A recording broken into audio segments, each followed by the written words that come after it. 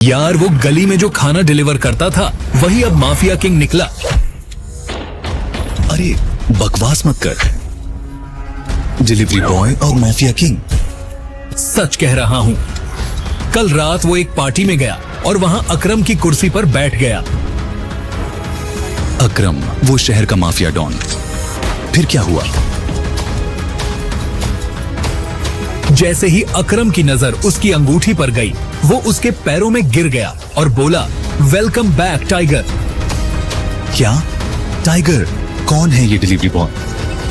वही जानने के लिए लोग करोड़ों खर्च कर रहे हैं। Good bye Vaibhavi. गरीब डिलीवरी बॉय अभिनव की परसों पुरानी गर्लफ्रेंड ने उसे एक रईसजादे के लिए छोड़ दिया। प्यार में हारा अभिनव बेचारा दारू पीकर चढ़ गया जमीन से 50 फीट ऊपर बिजली के तार पर। वो मजनू तो जान देने को तैयार था, मगर किस्मत को कुछ और ही मंजूर था। अरे ये बिजली का तार तो टूट रहा है। अचानक वो तार टूटा।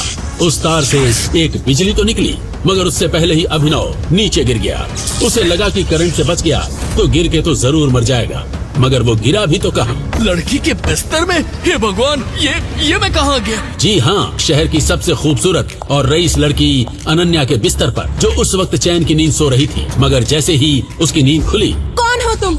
और मेरे बिस्तर पर क्या कर रहे हो? मैं खुद नहीं जानता कि मैं यहाँ कैसे पहुँचा। मुझे तो लग रहा है कि मैं कोई सपना देख रहा हूँ। इससे पहले कि अभिनव कुछ भी समझ पाता, अनन्या ने उसके गाल पर एक जोरदार थप्पड़ जड़ दिया, जिसे खाकर अभिनव सन्न पड़ गया। अब समझ आया तुम्हें? ये सपना नहीं हकीकत है। तुम इस वक्त सच में अनन्या सिंह के बिस्तर में हो। अचानक कमरे का दरवाजा खोलकर अनन्या का भाई सनी सिंह वहाँ पहुँच गया, जिसे देखकर अनन्या अपने आप को हटने लगी। सनी, तुम यहाँ क्या कर रहे हो? अरे सवाल तो मुझे तुमसे पूछना चाहिए कि ये फटीचर तुम्हारे साथ यहाँ क्या कर रहा है? देखो भाई, मुझे खुद नहीं पता कि मैं यहाँ कैसे आया। मुझे बस इतना याद है कि मैं एक बिजली की तार से गिरा था और... बकवास मत करो। मैं अभी के अभी पुलिस को कॉल करती हूँ। अब तुमसे सच पुलिस ही उगलवाएगी। ये कहते हुए अनन्या पुलिस का नंबर डायल करने लगी, मगर तभी सनी ने उसका हाथ पकड़कर उससे फोन छीन लिया और बोला, नाना बहना, पुलिस से कुछ ना कहना। लगता है तुम सिंह परिवार का कानून भूल गई। इस घर के सारे फैसले सिर्फ एक ही आदमी लेता है, और वो है ग्रेट हरदेव पाल सिंह, यानी कि हमारे दादाजी। दादाजी का नाम सुनते ही अनन्या के माथे पर पसीना आ गया। हरदेव पाल सिंह न सिर्फ शहर के जाने माने रईस थे, बल्कि वो एक बहुत ही रूढ़िवादी और पुरानी सोच वाले सख्त आदमी थे, जो कहने को तो सूट बूट पहनकर घूमते थे, मगर उनकी मानसिकता 500 साल पुरानी थी। अनन्या ये सोच कर डरी जा रही थी कि दादाजी के आने के बाद क्या होगा, कि तभी अनन्या, अनन्या, बाहर निकल। अपने दादाजी की बुलंद आवाज सुनकर अनन्या की सिट्टी पिट्टी गुम हो गई। वो इतना तो समझ चुकी थी कि दादाजी को शायद सब पता चल गया है, मगर कैसे? अब भिखारी के साथ बिस्तर में ही पूरा दिन काटेगी क्या? चल बाहर हॉल में आजा, दादाजी डंडा लेके तेरा इंतजार कर रहे हैं। अनन्या ने एक नजर गुस्से से सनी को देखा और फिर अपने कपड़ों को ठीक करते हुए वो उस कमरे से निकल गई। उसके पीछे पीछे अभिनव भी निकल रहा था, पर सनी ने उसका कॉलर पकड़ लिया और बोला, बड़े बुजुर्ग सच कहते हैं, दारू सेहत के लिए हानिकारक होती है। देख, आज तेरी दारू तुझे कहाँ ले आई। अब तुझे हरदेव पाल सिंह के गुस्से से कौन बचाएगा साले? ये सुनकर अभिनव समझ गया कि ये सब जरूर इस सनी का ही किया धरा है। बिजली के तार से नीचे गिरकर शायद अभिनव बेहोश हो गया होगा और उसी बेहोशी की हालत में सनी ही उसे यहाँ ले आया होगा। मगर अब अभिनव के दिमाग में कुछ और ही सवाल चल रहे थे। भाई अपनी बहन के साथ ऐसा कैसे कर सकता है? क्या सनी सच में अनन्या का सगा भाई है? और इन सब के पीछे सनी की कौन सी चाल छिपी है? जहां अभिनव के मन में चल रहे थे ये सवाल, वहीं हरदेव पाल सिंह ले आए थे एक बड़ा भूचाल। तेरी ये हिम्मत, जो तू शादी से पहले एक लड़के के साथ संबंध बना रही है। शर्म आती है मुझे तुझको अपनी पोती कहते हुए। दादाजी, मेरा यकीन मानिए, मुझे नहीं पता कि ये सब... झूठ मत बोल, सब जानता हूँ मैं। ये सब तेरे माँ बाप की गलती है। लड़की होकर तुझे पढ़ाया लिखाया, बिजनेस भी करने दिया, इसलिए आज तू अपने बेडरूम में इस सड़क छाप लड़के को ले आई। ये कहते हुए हरदेव पाल अनन्या के गाल पर तीसरा थप्पड़ रसीद करने ही वाले थे कि अभिनव ने उनका हाथ पकड़ लिया। शर्म आनी चाहिए आपको।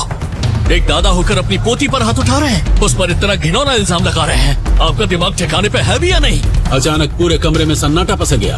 आज तक किसी ने भी हरदेव पाल से ऐसे बात नहीं की थी, और यहाँ एक मामूली सा डिलीवरी बॉय शहर के जाने माने रईस से जुबान लड़ा रहा था। अनन्या और उसके माँ बाप तो चुप रहे, मगर सनी अभिनव के पास गया और उसका कॉलर पकड़ते हुए बोला, तेरी ये हिम्मत जो मेरे दादाजी से जुबान लड़ाता है, गोलियों से भून डालूंगा तुझे।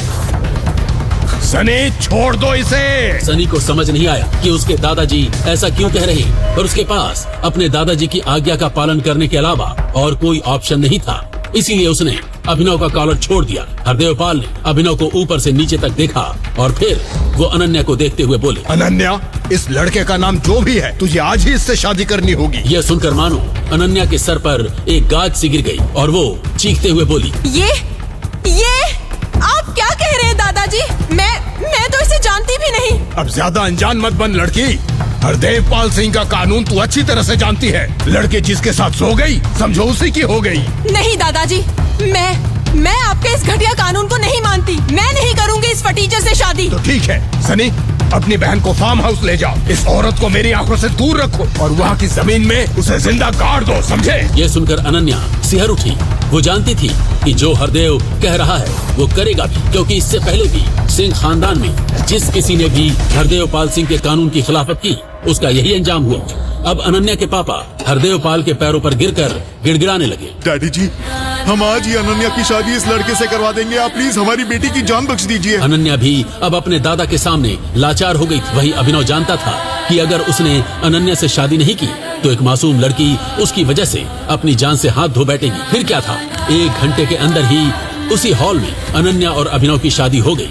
और शादी की पहली रात अनन्या की जुबान पर बस एक ही सवाल था, तुम्हारा नाम क्या है? मेरा नाम अभिनव है, पर मेरे पापा प्यार से मुझे जो भी बुलाते हैं, मुझे उससे कोई मतलब नहीं। एक बात हमेशा याद रखना, हमारी शादी नहीं एक मजबूरी है। इसलिए हम दुनिया की नजर में भले पति पत्नी बन जाएं, पर इस कमरे के अंदर हमारा रिश्ता 2 अजनबियों का ही रहेगा। अभिनव ने अनन्या की बात सुनकर हाँ में सर हिला दिया। वो भी जानता था कि महलों की रानी अनन्या का उसके जैसे डिलीवरी बॉय से क्या मेल, पर वो ये नहीं जानता था कि अगर भगवान ने उन दोनों को मिलवाया है तो उसके पीछे कोई न कोई कारण जरूर होगा। आज हमारे दोस्त अकरम की बर्थडे पार्टी है। हम चाहते हैं कि इस पार्टी में नए दामाद को अपने साथ लेकर जाएं। अकरम, जो शहर का सबसे बड़ा रईस ही नहीं बल्कि शहर का सबसे बड़ा डॉन भी था, वो और उसके 2 पार्टनर्स मिलकर चलाते थे द माफिया किंग, जो देश की सबसे खतरनाक क्रिमिनल गैंग। वैसे तो अनन्या उस पार्टी में नहीं जाना चाहती थी, पर दादाजी का हुक्म टालना उसके लिए इम्पॉसिबल था। मजबूरी में अभिनव को भी अनन्या के साथ जाना ही पड़ा, मगर वहाँ उसका सामना उससे हुआ जिसे देखकर वो पूरी तरह से चौंक गया। वैभवी, तुम यहाँ क्या कर रही हो? जी हाँ, अभिनव के सामने उसकी वही एक्स गर्लफ्रेंड वैभवी खड़ी थी, जिसके प्यार में धोखा खाकर अभिनव बिजली के तार पे चढ़ गया था। कहने को तो वैभवी भी अभिनव की ही तरह एक गरीब लड़की थी, मगर कुछ ही दिनों पहले शहर का जाना माना रईसजादा देवेन उसके प्यार में पागल हो गया और उसी के चलते वैभवी ने अभिनव को लात मार दी। देवेन ने जब अभिनव को वैभवी से बात करते देखा तो बोला, ये फटीचर कौन है बेबी? कहीं ये वही डिलीवरी बॉय तो नहीं जो तुम्हारे प्यार में बिजली की तार से कूद गया था? हाँ बेबी, ये वही देवदास की औलाद है। यहाँ भी जरूर ये कोई डिलीवरी करने आया होगा, है ना? इतने में वहाँ सनी पहुँच गया। डोंट टेल मी जीजा जी कि आप एक डिलीवरी बॉय हैं। आपकी शक्ल से ही लगता था कि आप एक गरीब फैमिली से हैं। एक डिलीवरी बॉय? छी छी। सनी, तू इस फटीचर को जीजा जी क्यों बोल रहा है? हाँ, कहीं तू ये तो नहीं कहना चाहता है कि मेरी प्यारी बहन अनन्या ने इस फटीचर डिलीवरी बॉय से शादी कर ली है? जी हाँ, सही सुना आपने। ये सुनकर पार्टी में मौजूद हर शख्स के होश उड़ गए, मगर जो सबसे ज्यादा बौखलाया वो था अनन्या का सबसे पुराना दीवाना चिराग। नहीं अनन्या, तुम ऐसा नहीं कर सकती।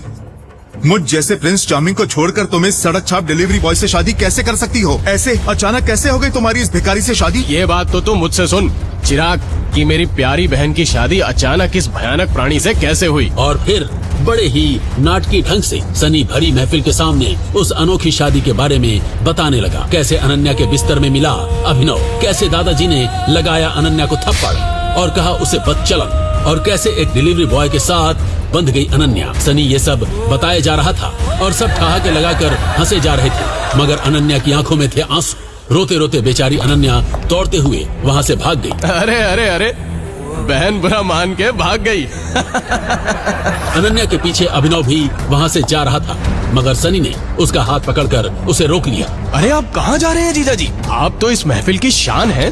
अभी तो आपका सम्मान होना बाकी है। ये कहते हुए सनी ने अपने दोस्त देवेन और चिराग को देखकर आंख मारी और वो दोनों समझ गए अब सनी जरूर कोई बड़ा हंगामा करने वाला है। आइए जीजा जी, आप इस खास चेयर पर बैठिए। ये कहते हुए सनी ने अभिनव को एक बड़ी ही सुंदर मगर साथ ही साथ खतरनाक नजर आने वाली चेयर पर बैठने का इशारा किया। वो चेयर किसी राजा महाराजा की गद्दी की तरह दिखाई दे रही थी, मगर सनी के ऐसा कहते ही देवेन चिल्ला उठा। ए सनी, तू पागल हो गया है क्या? ये उस चेयर पे कैसे बैठ सकता है? ये चेयर तो... अरे देवेन, तू क्यों अपना खून जला रहा है भाई? मेरे जीजा जी को कैसे सम्मान देना है ये मुझे तय करने देना। सही कह रहा है सनी। अरे जो भी है जैसा भी है, ये अब अपने दोस्त सनी का जीजा है, तो इसे इज्जत तो देनी पड़ेगी ना। चिराग की बात सुनकर देवेन भी समझ गया कि अब सनी अभिनव का काम तमाम करके ही रहेगा। अभिनव जो सनी की चाल से अनजान था, वो उस चेयर की तरफ बढ़ने लगा और सनी मन ही मन कहने लगा, अब पता चलेगी इस डिलीवरी बॉय को इसकी औकात। और फिर जैसे ही अभिनव उस चेयर पे बैठा, अचानक उस चेयर में लाल लाइट्स जलने लगी और पूरे के पूरे हॉल में बहुत तेज साउंड वाले अलार्म्स बजने लगे। ये क्या हो रहा है? सनी अचानक जोर से चिल्लाकर बोलने लगा, ये फटीचर, ये तूने क्या किया? माफिया किंग के मालिक की कुर्सी पर बैठ गया। जी हाँ, वो खास चेयर थी द माफिया किंग गैंग के मालिक अकरम की, और इस चेयर में अकरम के अलावा किसी और को बैठने की इजाजत नहीं थी। उन अलार्म्स के बजते ही बहुत से बॉडीगार्ड्स हाथ में बंदूक लेकर वहाँ आ गए और अभिनव को घेर कर खड़े हो गए। खून डालो इस भिखारी को, अंकल की कुर्सी पर बैठ रहा था, फटीचर कहीं का। मगर तभी वहाँ एक कड़क आवाज आई। कौन है वो माइका लाल जिसने माफिया किंग के मालिक की कुर्सी में बैठने की हिम्मत की? सूट बूट पहने और हाथों में एक इम्पोर्टेड सिगार लिए अब खुद अकरम वहाँ पहुँच गया था। अलार्म की आवाज सुनकर वो भी समझ गया था कि किसी ने माफिया किंग की कुर्सी में बैठने की गुस्ताखी की है। वो अभिनव के पास पहुँचा और धमकाते हुए बोला, तो तू है वो हरामजादा। अब तुझे अकरम के कहर से कोई नहीं बचा सकता। अकरम के मुंह से ये सुनते ही अभिनव अंदर तक सिहर गया और अकरम के आगे हाथ जोड़ते हुए बोला, सर प्लीज मुझे माफ कर दीजिए। मैं इस कुर्सी के बारे में कुछ नहीं जानता था। जहां अभिनव अकरम के आगे गिड़गिड़ा रहा था, वहीं अब अकरम की आंखें अभिनव की अंगूठी पर टिकी हुई थी, जिस अंगूठी में टी लिखा हुआ था। उस अंगूठी को देखते ही अचानक अकरम के चेहरे पे छाया हुआ गुस्सा खौफ में बदल गया, मानो उस अंगूठी को देखकर अकरम को कुछ याद आ गया। टाइगर, मुझे माफ कर दो, मैंने तुम्हें पहचानने में देर कर दी बेटा। यह कहते हुए अकरम अभिनव के पैरों पर गिर गया। ये देखकर सनी का सर चकरा गया। वो अकरम से बोला, ये सब क्या है अकरम अंकल? आप इस फटीचर के आगे घुटने क्यों टेक रहे हैं? ये तो खबरदार, जो इसके बारे में एक शब्द भी कहा तो ये कुर्सी भी इसकी है, इस पे अधिकार भी इसका है और ये पूरा कारोबार भी इसी का है। ये है माफिया किंग का असली मालिक, क्योंकि ये है हमारा टाइगर। आखिर क्यों अभिनव के आगे अकरम जैसे खतरनाक डॉन ने घुटने टेक दिए? क्यों अकरम अभिनव को कह रहा था टाइगर? क्या याद आया था अकरम को अभिनव की उस अंगूठी को देखकर? और अब क्या नया मोड़ लेने वाली है अभिनव और टाइगर की कहानी? आगे की कहानी जानने के लिए देखें अगला एपिसोड सिर्फ पॉकेट FM के YouTube चैनल पर, और द रिटर्न ऑफ टाइगर के सारे एपिसोड्स को सुनने के लिए डिस्क्रिप्शन में दी लिंक से डाउनलोड करें पॉकेट FM ऐप।